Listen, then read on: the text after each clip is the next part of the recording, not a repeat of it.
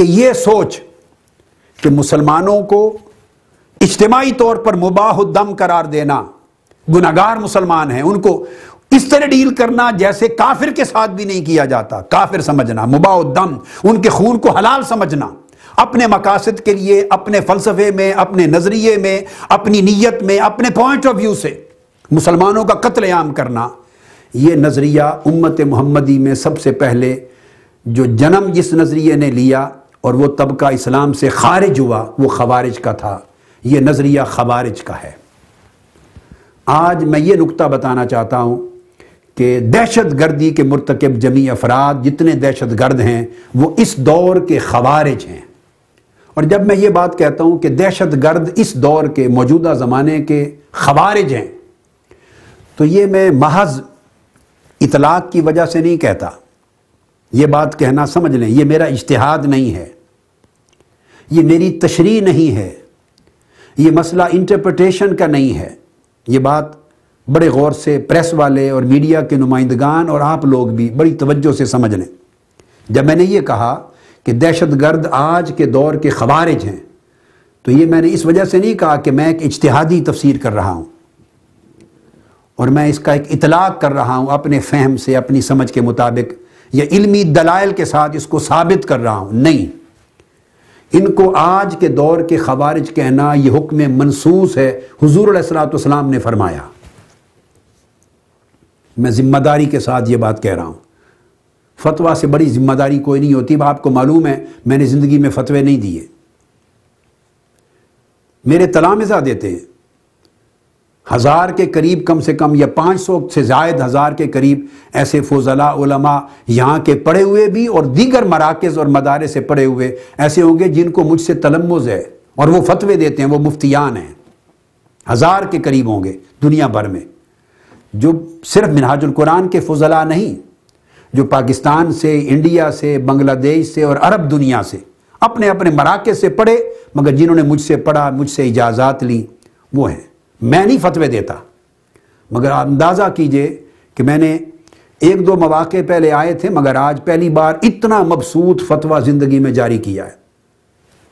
اور یہ بات جو کہہ رہا ہوں کہ یہ آج کے دور کے خوارج ہیں، یہ میں حضور علیہ السلام کی براہ راست حدیث نبوی کی روشنی میں کہہ رہا ہوں۔ اب اس نکتے کو آج ایکسپلین کرنا چاہتا ہوں۔ میں اس نکتے کو ایکسپلین کرنے کے لیے احادیث کی طرف آتا ہوں، براہ راست احادیث کی طرف۔ میں اس کی بنیاد فتویٰ کی ایک بنیاد ایک فتویٰ پہ رکھ رہا ہوں اور وہ علامہ ابن تیمیہ کا فتویٰ ہے۔ میرے فتویٰ میں بے شمار ائمہ اور علماء کے ریفرنسز آئیں گے مگر آج کی گفتگو کے لیے میں نے علامہ ابن تیمیہ کو منتخب کیا۔ اور آپ جانتے ہیں کہ وہ کوئی صوفی منش علماء میں سے نہیں تھے، وہ انقلابی خیالات کے علماء میں سے تھے۔ فکری اور اعتقادی اختلافات وہ ایک الگ سبجیکٹ ہے۔ اب وہ کہتے ہیں علامہ ابن تیمیہ، کتاب کا نام ہے النبوات، اور ان کا مجموع الفتاوی بھی ہے، اس میں بھی ہے مگر میں النبوات بڑی معروف کتاب ہے دنیا میں، اس کو کوٹ کر رہا ہوں۔ وہ کہتے ہیں کہ خوارج صرف وہ نہیں تھے جو سیدنا علی شیر خدا کے خلاف لڑے یا سیدنا علی المرتضیٰ رضی اللہ تعالیٰ عنہ نے انہیں قتل کیا، صرف وہی نہیں تھے بلکہ وہ تو پہلا گروہ تھا خوارج کا جو ظاہر ہوا۔ خوارج علامہ ابن تیمیہ کہتے ہیں آج بھی ہیں، ہر دور میں ہیں، مگر لوگوں کو ان کی پہچان نہیں ہوتی۔ بنیادی چیز وہ یہ بیان کرتے ہیں علامہ ابن تیمیہ، اور کتب میں آیا ہے تصریح کے ساتھ، ائمہ نے بیان کیا ہے کہ خوارج حضور علیہ السلام ہی کے زمانہ اقدس میں پیدا ہو گئے تھے۔ یاد رکھنے 100 کے قریب احادیث ہیں، 100 جن میں آقا علیہ السلام نے خوارج کا ذکر فرمایا، 100 کے قریب احادیث ہیں۔ مگر علامہ ابن تیمیہ جس تھیسس کو ڈیولپ کر رہے ہیں وہ یہ کہتے ہیں کہ وہ عام طور پہ لوگوں کو معلوم نہ تھا، چونکہ ان کے ماتھے پر تو نہیں لکھا ہوا ہوتا۔ وہ نمازی بھی ہوتے تھے، روزے دار بھی تھے، قرآن مجید کی تلاوت بھی کرتے، عبادت گزار بھی تھے، شریعت کے سخت پابند تھے، تو ظاہری اعمال سے پتہ نہیں چل سکتا تھا کہ یہ خوارج ہیں۔ وہ کہتے ہیں اس وقت تک خوارج کا پتہ نہیں چل سکتا اور ان کی پہچان نہیں ہو سکتی کہ جب تک وہ تلوار لے کر، بندوق لے کر لوگوں کو، مسلمانوں کو قتل کرنے کے لیے باہر نہیں نکل آتے۔ جب قتل عام کرتے ہیں اپنے نظریہ اسلام اور اپنے نظریہ دین اور اپنی فلسفی اور اپنی تھیالوجی کے پیش نظر جب قتل عام کرتے ہیں تو ان کے قتل عام سے پتہ چلتا ہے کہ یہ ٹولہ خوارج کا ہے، چونکہ اس کی ریزن وہ دینی بتا رہے ہوتے ہیں، اس کی ریزن اسلامی بناتے ہیں، جواز دین اور اسلام کا پیش کرتے ہیں۔ تو ان کے قتل عام کے عمل سے مسلمانوں کا خون مباح سمجھنا اور ان کو قتل عام کرنا، اڑا دینا ان کی گردنیں، اس عمل سے پتہ چلتا ہے، شناخت ہوتی ہے ان کی کہ یہ خوارج ہیں۔ لما کانوا اہل سیف و قتال، جب انہوں نے تلوار اٹھائی، وکذالک الخوارج، اور قتال کیا، تو ظاہرت مخالفتہم للجماعہ، تو تب جماعت کو ان کی مخالفت کا پتہ چلا۔ حین کانوا یقاتلون الناس، جب مسلمانوں کو، لوگوں کو قتل کرنے کے در پہ ہوئے نکل پڑے، تو ان کے قتل عام کے عمل سے پتہ چلا صحابہ کرام کو بھی، پہلے ان کو بھی نہیں پتا تھا کہ ہم میں خوارج کون ہیں، ان کے اندر چھپے ہوئے رہتے تھے۔ تو ان کے قتل عام کے عمل نے انہیں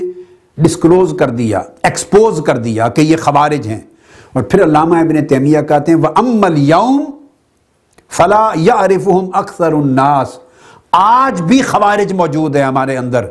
مسلم سوسائٹی میں ہوتے ہیں، اور اکثر لوگ انہیں پہچانتے نہیں اور نہیں سمجھتے کہ یہ خوارج ہیں، کیونکہ جب تک وہ کسی ریزن پر تلوار اور بندوق اٹھا کے قتل عام شروع نہ کر دیں اس وقت تک پتہ نہیں چلتا، اور اگر یہ عمل نہ کریں تو سوسائٹی میں چھپے ہوئے چل رہے ہوتے ہیں۔ اور چونکہ حضور علیہ السلام نے فرمایا کہ یہ قیامت تک خوارج کے گروہ پیدا ہوتے رہیں گے، یہ ایک ایسی تحریک ہے جس میں اندر کنٹینیوٹی ہے، یہ قیامت تک یہ گروہ خوارج کے امت میں سے نکلتے رہیں گے، منظم ہوتے رہیں گے، قتال کرتے رہیں گے، قتل و غارت گری، اور یہ تسلسل رہے گا حتیٰ کہ خوارج کا آخری گروہ دجال کے ساتھ جنگ میں شریک ہوگا، مسلمانوں کے قتل عام میں۔ تو دجال کے ساتھ سب سے پہلے تعاون کرنے والا گروہ بھی خوارج کا ہوگا۔ تو علامہ ابن تیمیہ کہتے ہیں کہ یہ مخفی ہوتے ہیں، اور ان کا علم کیسے ہوا؟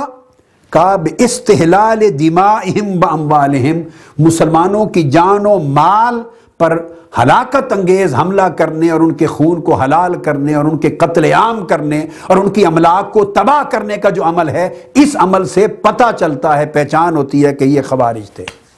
آگے علامہ ابن تیمیہ ان کو بیان کرتے ہیں کہ یہ خوارج دین سے خارج تھے۔ کیوں؟ مروقہم منہ، دین سے ان کا خارج ہونا۔ وہ کہتے ہیں دین سے خارج ہونے کا سبب بھی صرف ایک تھا، بنیادی ایک تھا، خروجہم باستحلالہم دماء المسلمین و اموالہم، کہ وہ دین سے کیوں خارج ہوئے اور ان کا نام جو خارجی پڑا۔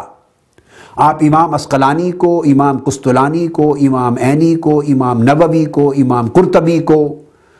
الغرض جس بھی امام کو، حدیث کے شارحین کو، ان کی کتابوں کو اٹھا کے دیکھیں،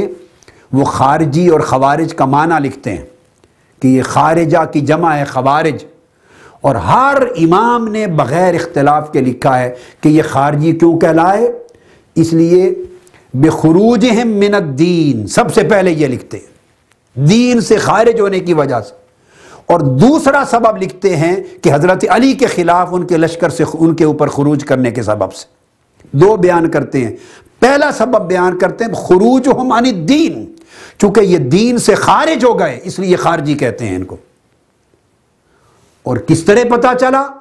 خروجہم علی علی، ان کا حضرت علی شیر خدا کی خلافت راشدہ کے خلاف خروج کرنا، یہ اس کا دوسرا سبب ہوا، مگر بنیادی ریزن ہر ایک نے لکھا خروجہم عن الدین، دین سے خارج ہونا، اس کی وجہ سے ان کو ٹائٹل خارجی اور خوارج کا ملا۔ اب علامہ ابن تیمیہ اور ہر امام نے، ہر محدث نے، ہر فقیہ نے لکھا ہے کہ دین سے جو خارج ہونا ہے، مروقہم اور خروجہم دین سے، جس نے ان کو خوارج بنایا۔ وہ کس طرح خارج ہوئے؟ وہ کہتے ہیں بِإِسْتِحْلَالِهِمْ دِمَاءَ الْمُسْلِمِينَ وَأَمْوَالَهُمْ، اس وجہ سے دین سے خارج ہو گئے کہ انہوں نے مسلمانوں کا قتل عام کیا، ان کی جان و مال کی تباہی کی۔ اس عمل نے ان کو دین سے خارج کر دیا، اور اس دین سے خارج ہونے کے عمل نے ان کو خارجی کہلایا، وہ خارجی بنے۔ پھر علامہ ابن تیمیہ کہتے ہیں فَإِنَّهُ قَدْ ثَبَتَ عَنْهُ صلی اللہ علیہ وسلم فی الصحیح، یہ تعریف حضور علیہ السلام نے خود بیان فرما دی۔ فرمایا المسلم من سلم المسلمون من لسانہ ویدہ، آقا علیہ السلام نے فرمایا مسلمان وہ شخص ہے جس کی زبان اور جس کے ہاتھ سے مسلمان محفوظ رہیں، اور جس کے ہاتھ سے مسلمان کی جان و مال لٹ جائے، ہلاک ہو جائیں، وہ مسلمان نہیں ہے۔ اب اس حدیث پاک کو علامہ ابن تیمیہ بطور دلیل لائے ہیں، کیونکہ مسلمان کی تعریف یہ ہے جس کے ہاتھ اور زبان سے مسلمانوں کی جان و مال کی حفاظت ہو، اور جس کے ہاتھ سے مسلمانوں کی جان محفوظ نہ ہو بلکہ وہ قتل عام کرے مسلمانوں کا، وہ مسلمان نہیں، وہ خارج عن الدین ہے، اور دین سے خارج ہونے کی وجہ سے اس کا نام خارجی ہے، اور اس گروہ کا نام خوارج ہے۔